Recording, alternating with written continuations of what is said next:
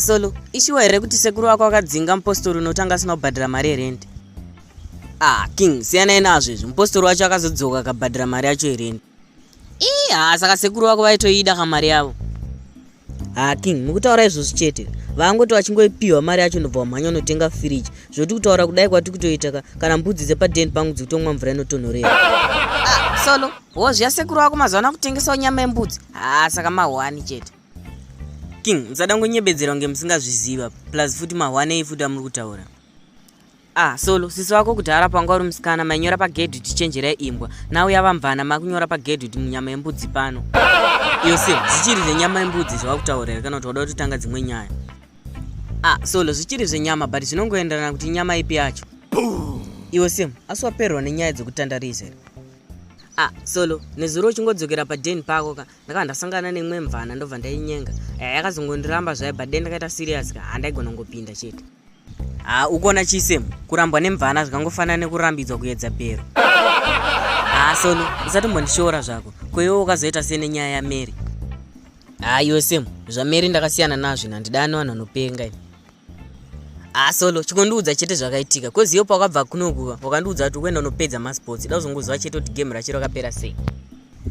King, ndangoti ndichingobuda padeni waizova ndasangana naye muroad. Ndobva ndamuudza nyaya yangu shanga kwakutanga kutondiudza zotanzi I have a boyfriend. Zvine basa reneni izvozvo.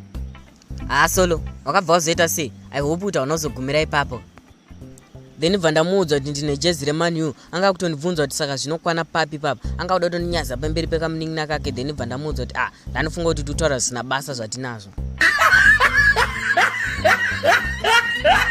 Solo, zvemaBaby zvichiri kure newe sure. I still remember that time pawakanyenga Sauro akubvuma ubva mubvunza kuti hanzi saka ticharamba narini. King, zvamunomboita zvinobva kupi kwemimi? Solo, mai manje zvinoita sha. Izvezvi pane relationship yandiri kumboongorora zvakangodhakwa chete ndapinda. Solo, gore rino unofanira kutoshingirira zviite ndokuti wanewo munhu wokurara naye kwete kungoswera uchirara wega uri danda rewewo. Imi last time musataura kunge munhu akatsika pfuti manzo ndogona kungokupai mudabwa izvezvo.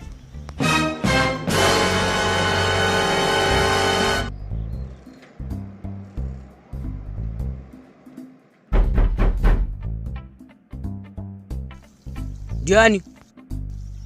Sekuru, muri kubvunza kuti ndiani mwakashota ani mumba imomo? Iwe Solo, waswera kupi kusvika pakuyanguwa dzinodzi?